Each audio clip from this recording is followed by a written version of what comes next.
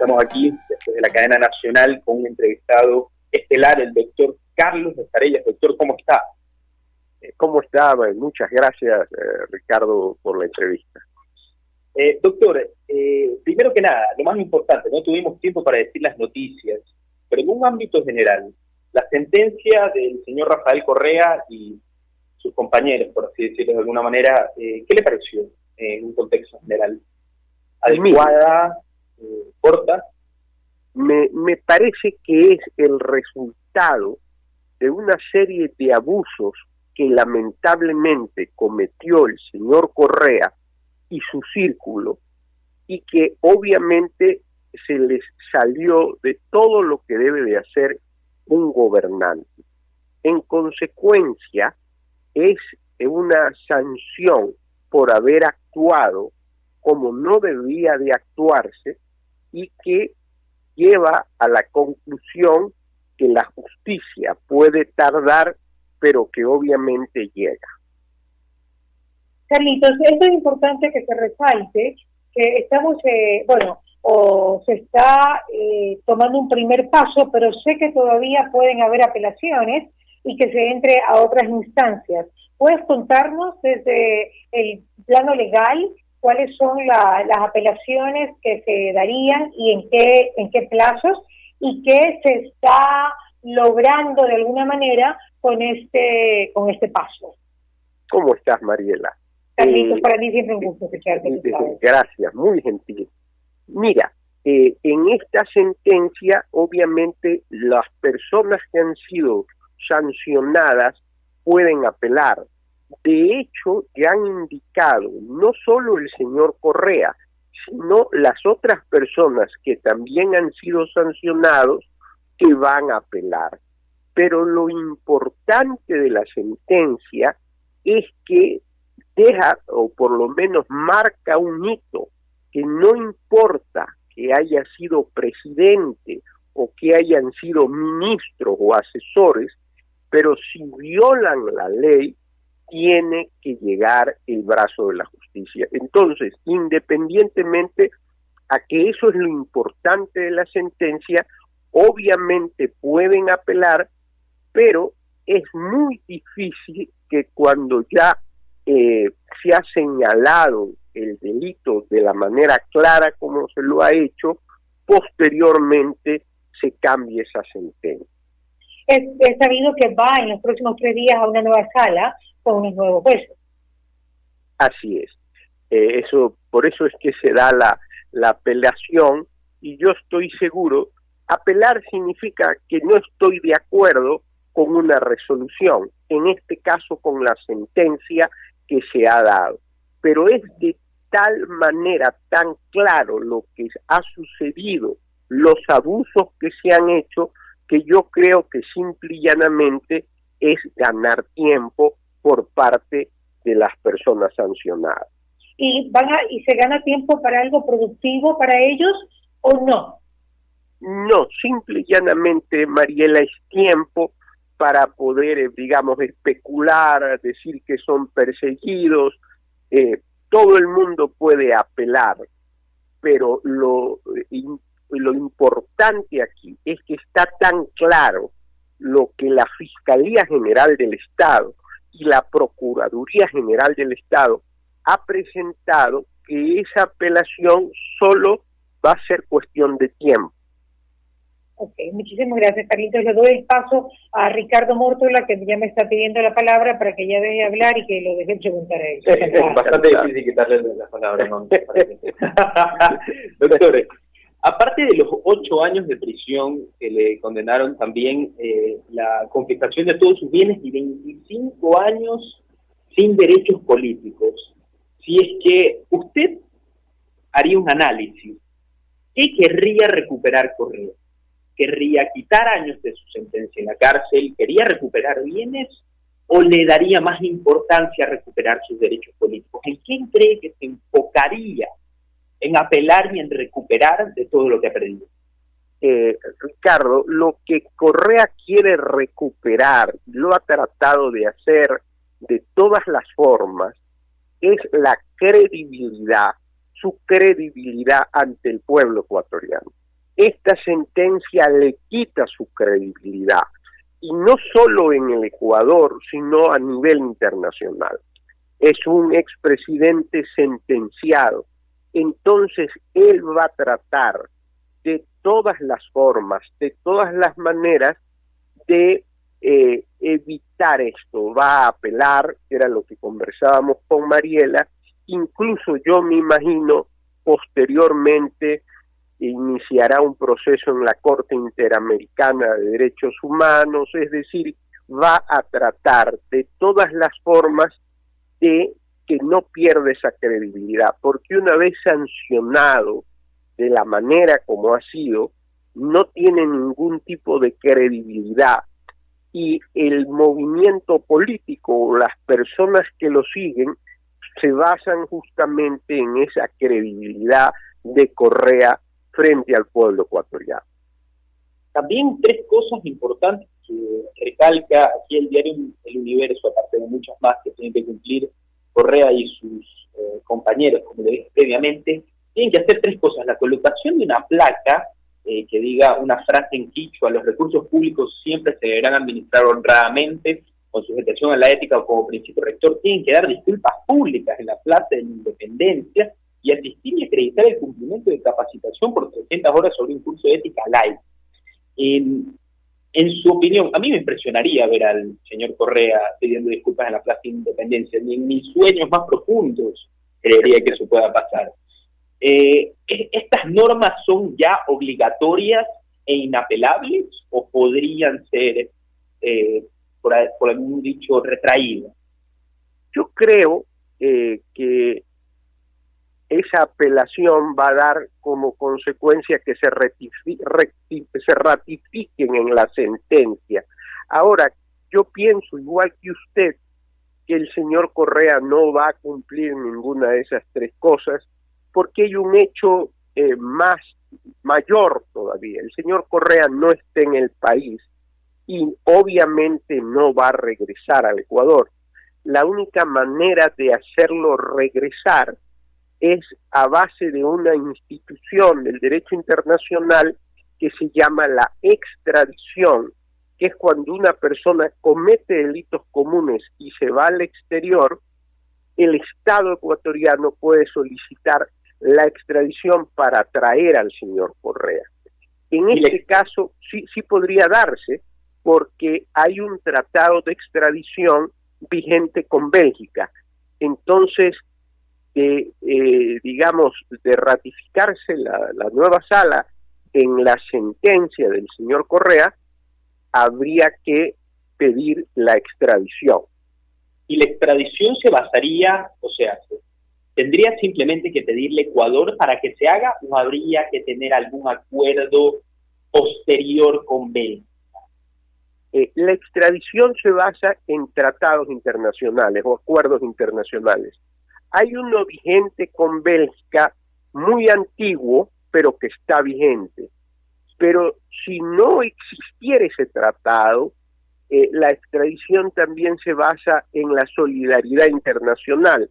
Es decir, como esta persona ha delinquido, pido la colaboración internacional para que me lo entregues, y de darse un caso similar, es decir, que algún belga esté en el Ecuador y se pida por una extradición, yo te lo voy a entregar.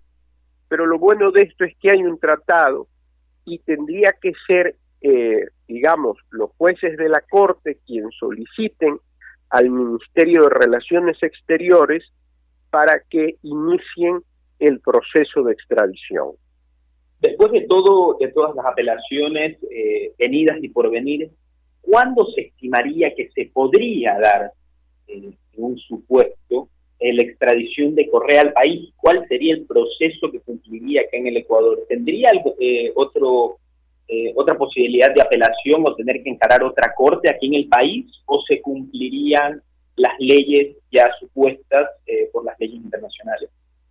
Bueno, en el Ecuador, en el año 2000 se creó una ley que es la ley de extradición y dice que uno puede solicitar la extradición con orden de prisión preventiva o o sentencia condenatoria. Como la sentencia condenatoria, que es la que se ha dado el día de hoy, estoy seguro la va a apelar no solo el señor Correa, sino todos los otros que han estado sancionados, por la ley de extradición podrían ya iniciar el proceso, porque la ley ecuatoriana indica prisión preventiva. Entonces, ya se lo podría hacer. Doctor, alejándonos un poco del tema de Correa, sin desmarcarnos completamente, una pregunta que le quiero hacer. Infobae saca una información que un bufete de abogados estadounidense presentó una demanda colectiva contra el régimen chino por causar la pandemia del coronavirus. Este bufete de abogados es de Berman Law Group, una firma basada en Florida, Estados Unidos. Le pregunto a usted, en estos momentos de crisis, tanto económica como social, no solo del Ecuador, sino del mundo, ¿cuán factible sería una demanda del país, de Ecuador, hacia China? ¿Sería factible? ¿Sería viable? Ricardo, es factible y viable en tanto en cuanto existan las pruebas. ¿Cuáles son las pruebas que debemos presentar, doctor? Las pruebas serían que nosotros tengamos la seguridad de que el coronavirus es consecuencia de alguna cuestión hecha en un laboratorio para causar daño a los demás países, entre esos el Estado ecuatoriano. Es decir, la demanda internacional, en esto quisiera ser claro, se la puede hacer, pero para poder hacer una demanda internacional de esa magnitud tendríamos que tener la seguridad y la prueba para poder canalizar esa demanda. Es verdad que se dicen que este virus, este coronavirus, es especial porque el coronavirus ya existía y dicen que este es tan fuerte porque es salido producto de un laboratorio sobre cuestiones químicas, etcétera. Eso es una especulación, ¿no? Es una especulación. Es una especulación. Lo que sí hay es que los médicos dicen que el coronavirus sí existía, pero no de esta fuerza, de esta naturaleza, que mata de la manera que lo hace. Pero tendríamos que tener, digamos, una certeza y una prueba para poder demandar. Pero no puede ir por el lado del cerco epidemiológico, Carlitos, el hecho de que no se haya hecho un buen cerco epidemiológico y que pues, obviamente de repente no se hayan dado las cifras que son, sino que se hayan dado cifras por debajo o el daño en su magnitud. Bueno, sí, completa. De hecho hay una información, una teoría conspirativa que salta en los periódicos internacionales, que más de 2 millones de líneas telefónicas han sido canceladas en China. La pregunta del millón es ¿por qué razón? Intuimos por qué el gobierno chino dio una cifra entre los 3.000 y 4.000 muertos en China cuando había informaciones clandestinas que no aseguramos nosotros, que 3.000 y 5.000 cuerpos eran cremados diariamente en los crematorios chinos. Pero eso necesita prueba también, Carlitos. Necesita prueba. Sí, pero sí podría existir, porque lo que ustedes dicen es totalmente real, digamos, un reclamo diplomático de varios estados, de Estados Unidos, digamos, del Ecuador, de los países europeos, ¿por qué China, de Italia, etcétera, de España, por qué China no advirtió de la gravedad del asunto? ¿Y por qué lo señaló tan tarde? Porque lo tenían obviamente oculto, como dice Ricardo. Es verdad, China tiene un modelo que es doble, es comunista en lo interno, es un gobierno sumamente fuerte y es capitalista en lo externo. Pero China debió de haber advertido a la comunidad internacional de la gravedad de este coronavirus y debió de haberlo dicho desde el principio y no silenciarse como en realidad actuó. ¿Y estos juicios se manejan en La Haya? Esto podría... ¿Se manejarían en el caso de...? Bueno, podría manejarse en La Haya, en la Corte Internacional, claro. pero también cualquier gobierno podría presentarle un reclamo diciendo por qué no actuó. Ya lo están haciendo, hay un bufete de abogados que lo está haciendo, ¿no? ¿De dónde es el bufete de abogados? Berman Law Group, una firma basada en Florida. Okay. Claro, pero lo hacen, Mariela, lo hacen a nivel de ellos, de abogados. Yo estaba hablando de manera del Estado, del país, Estado claro, como tal, del país, reclamándole a China por qué no advirtió. Incluso la Organización Mundial de la Salud, que es el organismo pertinente de las Naciones Unidas, debió de haberle reclamado por qué a ese organismo no le informaron, porque es muy grave lo que está sucediendo. Doctor, el proceso, estamos hablando objetivamente del proceso. En un ámbito positivo, ¿de qué se podría regocijar Ecuador de una exitosa demanda a China y una propuesta victoria? Yo digo, ¿qué tal, Carlitos, condonación de deuda? Claro, podría haber un cruce de situaciones. Nos si es quedamos que se comprueba, vamos, claro, ya, dale, si es que se comprueba que China no lo advirtió, no lo dijo, hubo mala fe, hubo dolo, y dolo es mala fe, y ahí podría en la negociación cruzarse la deuda con el Ecuador, lo que tiene que ver con el petróleo, una serie de situaciones, pero hay que hacerlo y hacerlo bien, hay que constatar todo este tipo de situaciones. Claro que sí. También que el otro día escuché una teoría de que nosotros no hubiésemos perdido la mitad del Ecuador en el Tratado de Río de Janeiro si hubiésemos hecho una buena defensa y si nos hubiésemos ido a La Haya. Es decir, que las cosas siempre hay que hacerlas bien, Carlitos. Tú que eres un internacionalista, sabes que hay que hacer las cosas bien. Así es, Mariela. El problema con el Perú fue que el Ecuador tuvo diferentes tesis. Tuvo la tesis de la nulidad, la tesis de la negociación, no planteó bien el problema internacionalmente y el Perú nos encontró en un momento en que el país estaba dividido. La oposición quería destituir al presidente, que era el doctor Carlos Alberto Arroyo del Río, y el doctor Arroyo quería acabar con la oposición, y en ese momento el Perú invadió el Ecuador, y de ahí y tanto fue nulo ese tratado que el canciller Tobar Donoso lo firmó llorando. Y cuando salía el canciller del Brasil, que era apellido Arana, le dijo, refiriéndose al Ecuador, vayan, aprendan a ser país y verán que la injusticia no es eterna. Es decir, unas palabras terribles. Qué bonito aprender a ser país. Creo que estamos aprendiendo, Carlitos, no hay duda. Sí. Con dolor, pero estamos aprendiendo. Así es. Creo que hoy día es un día diferente. Así es. Hoy día es un día diferente. Hay unas cifras, porque también hablando de Perú y sin querer entrar en polémica, gracias a Dios todo se arregló, pero hubo el avance de cierto personal militar a la frontera. ¿Por qué razón fue hace unos 2 o 3 días, Carlitos? Es una magnífica pregunta, Mariela. El Perú ha movido todas sus tropas a la frontera con el Ecuador, lo cual es algo inusual. Inicialmente dijeron que movían esas tropas por el hecho de que existe el coronavirus en el Ecuador y para evitar que mucho venezolano que esté en el Ecuador por el coronavirus pase al Perú.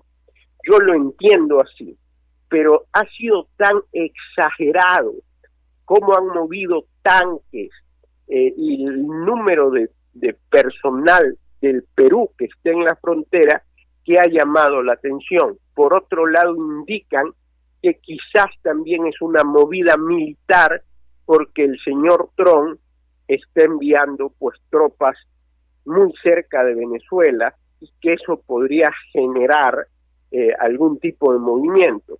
Pero a mí sí me ha llamado la atención el movimiento inusual tan grande de tropas que se ha hecho con la frontera, en la frontera con el Ecuador. ¿Y el ministro de Defensa se ha pronunciado en relación a ese movimiento? Hasta este momento no le he oído al ministro de Defensa, y yo me imagino que en estos días tendrá que pronunciarse. Bueno, pero si hablamos de estar más cerca de Venezuela, pues, bueno, aunque sí, nosotros también estaríamos más cerca de Venezuela, no somos frontera con Venezuela, pero estaríamos también más cerca, y a nosotros digamos que Trump no nos ha pedido que nuestras tropas estén allá, o sea que esta teoría no es tan, no se la ve tan coherente. Lo lógico sería que el ministro de Defensa del Ecuador informe por qué es que hay ese movimiento inusual y de la cantidad de, tanques y aviones que se ha hecho a la frontera con el Ecuador. Ajá, muy bien. Hay una última pregunta, Carlitos, que te va a realizar Ricardo. En relación, creo que el coronavirus, ¿verdad? Sí, doctor. Hice un cálculo de los decesos del coronavirus y sumando las muertes de Bolivia, Paraguay, Uruguay, Colombia, Chile, Venezuela, Argentina, ojo, las oficiales no llegan a las 191 muertes oficiales que tiene el país en este momento. En un ámbito, en un dicho económico-social, ¿por qué razón, y muy al condumio, por qué razón el país no ha sabido prevenir este tema como sus fronterizos? Y estamos hablando de que somos países del tercer mundo todos, no nos estamos comparando ni con Dinamarca ni con Suecia, estamos comparándonos con Paraguay, con Uruguay, con Bolivia, seguramente con economías mejores que nosotros, pero la diferencia es abismal. Totalmente de acuerdo, Ricardo. Mi comentario de ninguna manera es una crítica, pero lo que es más, aspiro, como aspiramos todos los ecuatorianos, que el gobierno tenga éxito, porque el éxito del gobierno es el éxito de nosotros, es una situación realmente grave, pero yo coincido con las cifras que usted señala y me parece que faltó experiencia y prevención. Hay dos tipos de ámbitos. ¿Esta experiencia y prevención lo tenían estos países que le acabo de nombrar? ¿Creen que nosotros nos quedamos como niños en pañales en este tema? Totalmente. Es que hay dos tipos de aspectos, el aspecto preventivo y el aspecto resolutivo.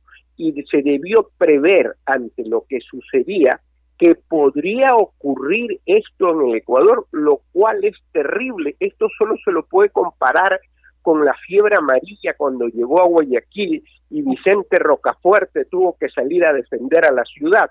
La cantidad de muertos, la falta de preparación, los muertos en las calles, es una realidad.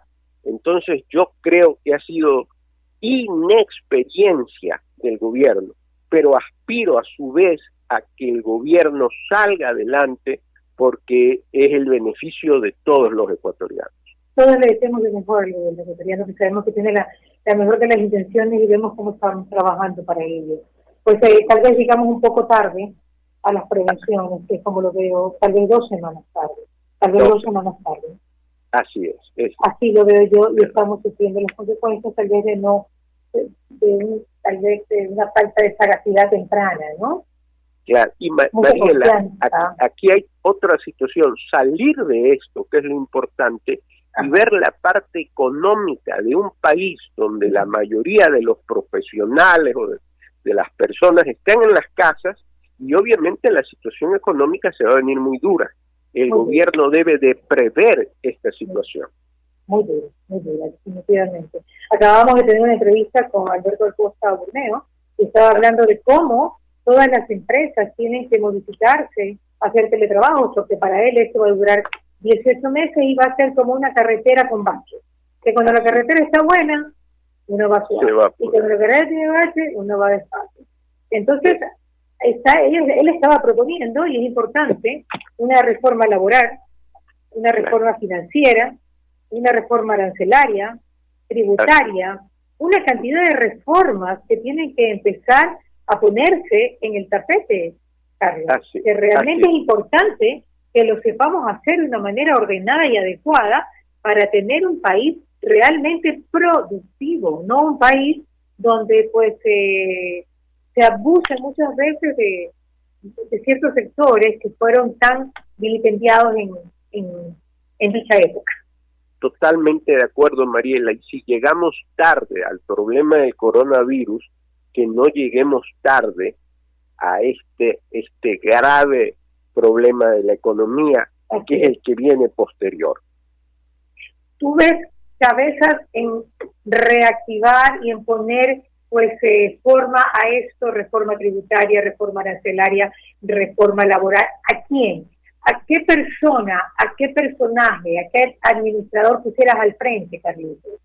¿Quién tú crees que puede liderar este tema económico? ¿A quién nombrarías? Si tú fueras presidente de la República de Dominicana, ¿a quién tú nombrarías como presidente de esta gran comisión para esta gran reforma laboral, tributaria, este renacimiento económico del país, tanto en salud como en economía? Mariela, yo lo que propondría es una junta de gente notable, que no sea de ningún partido, que ayude, asesore y dé ideas al presidente de la República. Es muy duro lo que viene, tú lo has señalado de una manera muy clara, y yo llamaría a distinguidos ecuatorianos no políticos que aporten en este sentido. Y pienso, por ejemplo, en Javier Simons, que es un empresario y que aparte es diplomático, Juan Dumetantón, por decir nombres académicos como Carlos Ortega Maldonado, quizás Roberto Hanse, por señalar, puedo omitir mucha gente muy capaz, pero Walter Spurrier, claro que es conocedor y que es una persona además íntegra, entonces que se debe de llamar a gente capaz porque el asunto es sacar al país adelante en una crisis económica que va a venir tan grande, sin reservas económicas como tiene el país, con una dolarización que lo hace no competitivo con los otros vecinos. Entonces es una situación muy grave donde deben de llamarse a los mejores ecuatorianos. Y con un endeudamiento de la clase media muy alto. Muy alto. Un endeudamiento muy alto con las instituciones financieras, que eso también es lo que a Estados Unidos los está ahogando. Pero Estados Unidos tiene una reserva económica para probablemente pagarle la mitad del sueldo a los 300 millones de americanos, y ustedes saben que por 6 meses les pago yo, pero acá no tenemos reservas. No tenemos. Porque cuando el país estaba con el petróleo a 100, no se ahorró ni 5%.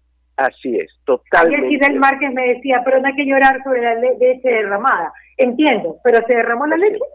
Así es, totalmente de acuerdo. Es muy difícil. Es muy difícil, sí. Y termina, por favor, finaliza, que ya no te quiero quitar tiempo, por favor. En primer lugar, agradecerte a ti y a Ricardo por la entrevista y decirte que hay que tener la esperanza, esto es como la caja de Pandora, que en el fondo esté la esperanza de que el país salga adelante, venza esta pandemia y que se una para poder enfrentar la crisis económica que se viene. Que tus palabras se escuchen, que tus palabras lleguen y que esa junta de notables se dé para reformas que no solamente beneficie a un sector de la población, sino a todos en su justa medida. Nebot acaba de hacer una exposición, que lo acabo de ver en Twitter, no lo completé, donde dice y habla sobre subsidios, habla sobre la gente que realmente está al frente, sobre ayudar a los médicos, sobre el subsidio a gente que realmente ha dejado su vida en la cancha en esta pandemia. Y creo que eso también tiene que ser tomado en cuenta. Yo creo que hay grandes cerebros en este país y en este momento es cuando los necesitamos. Dios nos escuche y esos cerebros estén a disposición del pueblo ecuatoriano para el bien de todos y ver renacer al Ecuador como el ABC. Gracias, Carlitos. Un abrazo, gracias. Y nos oímos la próxima semana si Dios le permite. Muchísimas gracias.